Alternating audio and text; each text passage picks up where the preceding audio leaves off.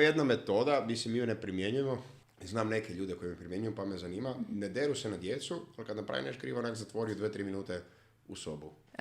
To mi je najveći red flag, jedan od najvećih. Znači, definitivno bi izbacila tu metodu i apeliram ako bilo tko sluša ovo, tko primjenjuje tu metodu, da izdvoji malo vremena, da sad ovaj dio čuje. Znači, djeca rade nekakva nepoželjna ponašanja iz nekoliko razloga. Jedan od tih razloga je razvojna komponenta. Znači, još nisu nešto naučili, još nisu nešto usvojili.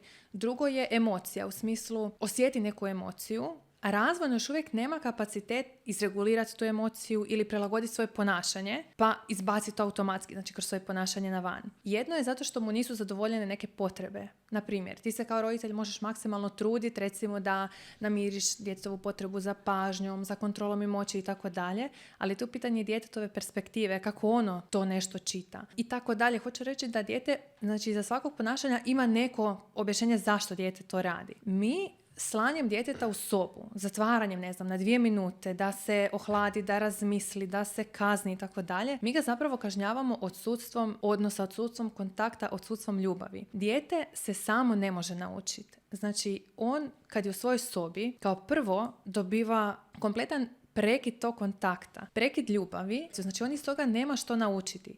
Kad to slanje u sobu potraje, vrlo često se zna dogoditi zapravo, naročito ako to traje neko duže vrijeme, znači kad to nisu stvarno samo 2 minute, dijete se nakon nekog vremena u principu odvoji od te situacije, znači to se zove disocira se na neki način od toga, koji znači prekida se i kontakt sa tom emocijom, jer na primjer ako je pozadini bila neka djetetova tuga ili ljutnja, a vrlo često je zapravo ljutnja samo kao da pokrije tu tugu. Znači, dijete je inicijalno tužno, na primjer zato što je mama, stalno s bebom i sad 3-4-godišnje dijete je u principu tužno zato što želi mamu, želi tatu, koji su u principu sad u ovom periodu puno češće sa bebom.